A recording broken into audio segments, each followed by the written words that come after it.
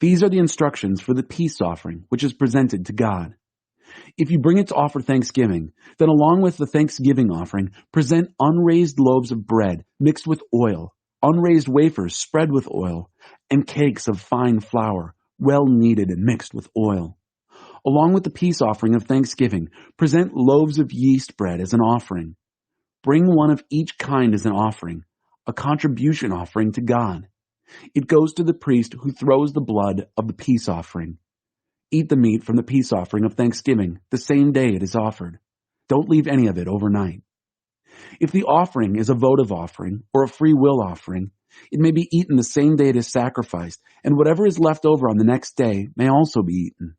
But any meat from the sacrifice that is left to the third day must be burned up. If any of the meat from the peace offering is eaten on the third day, the person who has brought it will not be accepted. It won't benefit him a bit. It has become defiled meat, and whoever eats it must take responsibility for his iniquity. Don't eat meat that has touched anything ritually unclean. Burn it up. Any other meat can be eaten by those who are ritually clean.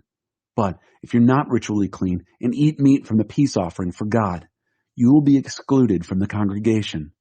And if you touch anything ritually unclean, whether human or animal uncleanness or an obscene object, and go ahead and eat from a peace offering for God, you'll be excluded from the congregation. God spoke to Moses. Speak to the people of Israel. Tell them, don't eat any fat of cattle or sheep or goats. The fat of an animal found dead or torn by wild animals can be put to some other purpose, but you may not eat it. If you eat fat from an animal from which a gift has been presented to God, you'll be excluded from the congregation. And don't eat blood, whether of birds or animals, no matter where you end up living. If you eat blood, you'll be excluded from the congregation. God spoke to Moses. Speak to the people of Israel. Tell them, when you present a peace offering to God, bring some of your peace offering as a special sacrifice to God, a gift to God in your own hands. Bring the fat with the breast and then wave the breast before God as a wave offering. The priest will burn the fat on the altar. Aaron and his sons get the breast. Give the right thigh from your peace offerings as a contribution offering to the priest. Give a portion of the right thigh to the son of Aaron who offers the blood and fat of the peace offering as his portion. From the peace offerings of Israel, I'm giving the breast of the wave offering and the thigh of the contribution offering to Aaron the priest and his sons. This is their fixed compensation from the people of Israel. From the day they are presented to serve as priests to God, Aaron and his sons can expect to receive these allotments from the gifts of God.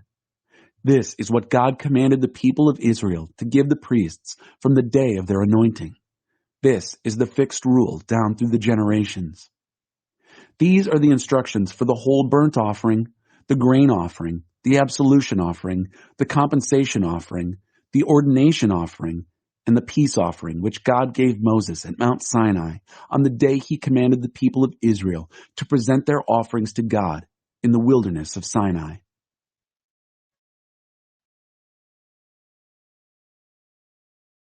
Chapter 29. Consecration of priests. This is the ceremony for consecrating them as priests.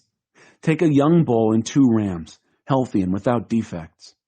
Using fine wheat flour, but no yeast, make bread and cakes mixed with oil and wafers spread with oil.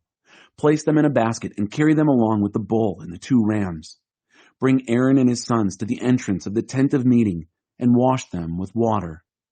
Then take the vestments and dress Aaron in the tunic, the robe of the ephod, and the breastpiece, belting the ephod on him with the embroidered waistband. Set the turban on his head and place the sacred crown on the turban. Then take the anointing oil and pour it on his head, anointing him. Then bring his sons. Put tunics on them and gird them with sashes, both Aaron and his sons, and set hats on them. Their priesthood is upheld by law and is permanent. This is how you will ordain Aaron and his sons. Bring the bull to the tent of meeting. Aaron and his sons will place their hands on the head of the bull. Then you will slaughter the bull in the presence of God at the entrance to the tent of meeting. Take some of the bull's blood and smear it on the horns of the altar with your finger.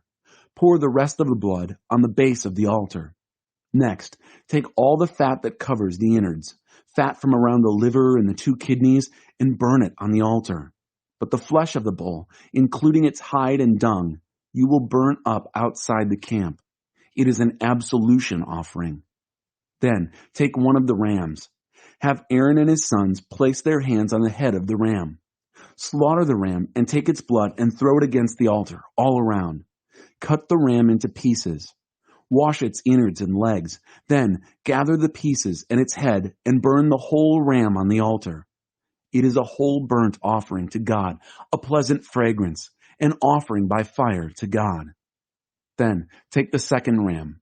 Have Aaron and his sons place their hands on the ram's head. Slaughter the ram.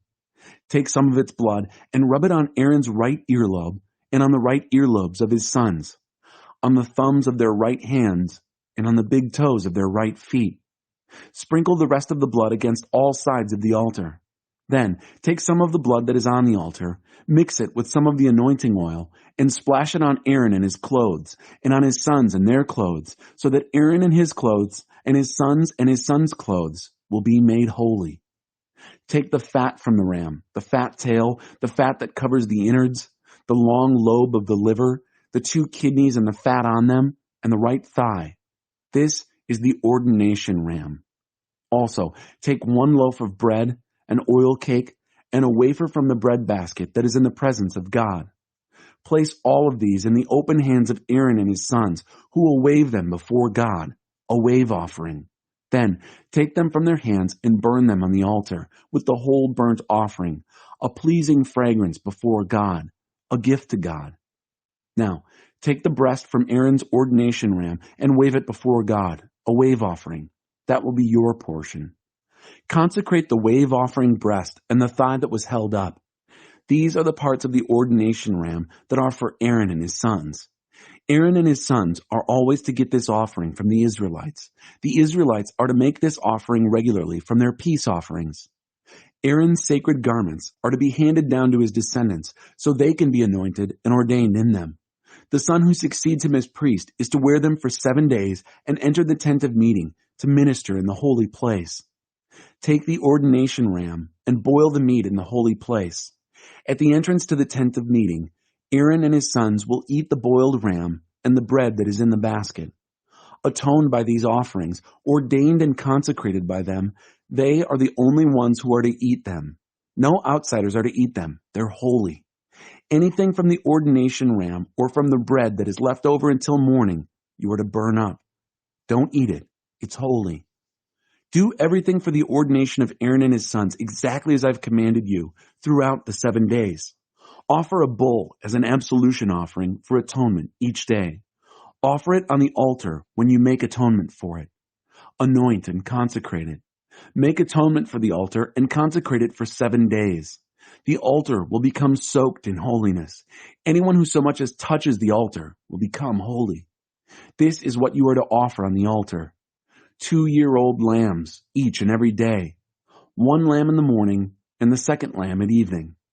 With the sacrifice of the first lamb, offer 2 quarts of fine flour with a quart of virgin olive oil, plus a quart of wine for a drink offering. The sacrifice of the second lamb, the one at evening, is also to be accompanied by the same grain offering and drink offering of the morning sacrifice to give a pleasing fragrance, a gift to God.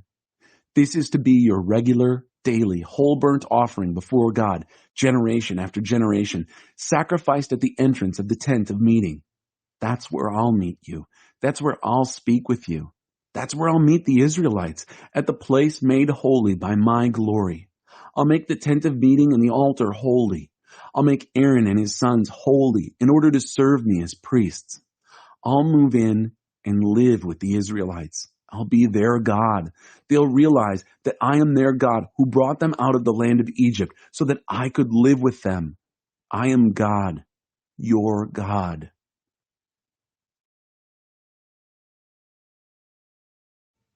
God spoke to Moses, "Take the best spices, 12.5 pounds of liquid myrrh, half that much, 6.25 pounds of fragrant cinnamon, 6.25 pounds of fragrant cane, 12.5 pounds of cassia, using the standard sanctuary weight for all of them, and a gallon of olive oil.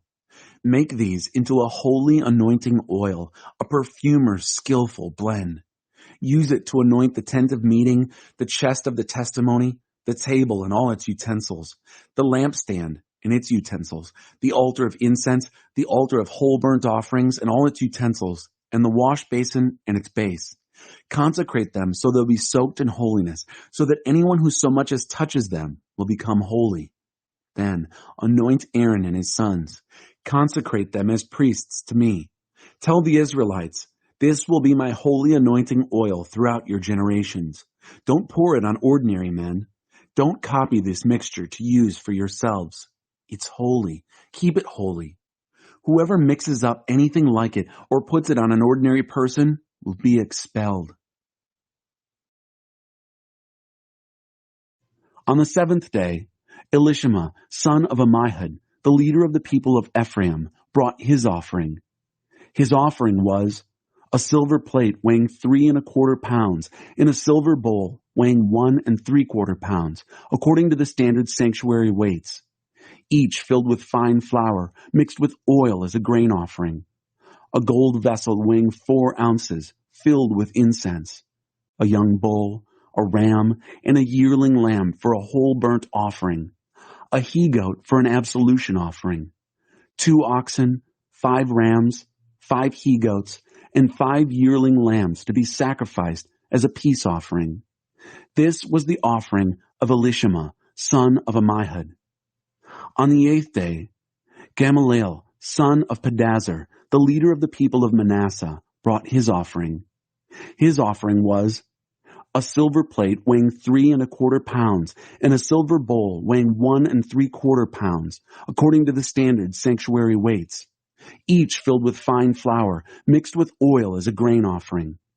A gold vessel weighing 4 ounces, filled with incense, a young bull, a ram, and a yearling lamb for a whole burnt offering, a he-goat for an absolution offering, 2 oxen, 5 rams, 5 he-goats, and 5 yearling lambs to be sacrificed as a peace offering. This was the offering of Gamaliel, son of Pedazur. On the 9th day, Abidan, son of Gideoni, the leader of the people of Benjamin, brought his offering. His offering was a silver plate weighing 3¼ pounds, and a silver bowl weighing 1¾ pounds, according to the standard sanctuary weights, each filled with fine flour mixed with oil as a grain offering. A gold vessel weighing 4 ounces, filled with incense, a young bull, a ram, and a yearling lamb for a whole burnt offering, a he-goat for an absolution offering, 2 oxen, 5 rams, 5 he-goats, and 5 yearling lambs to be sacrificed as a peace offering. This was the offering of Abidan, son of Gideoni.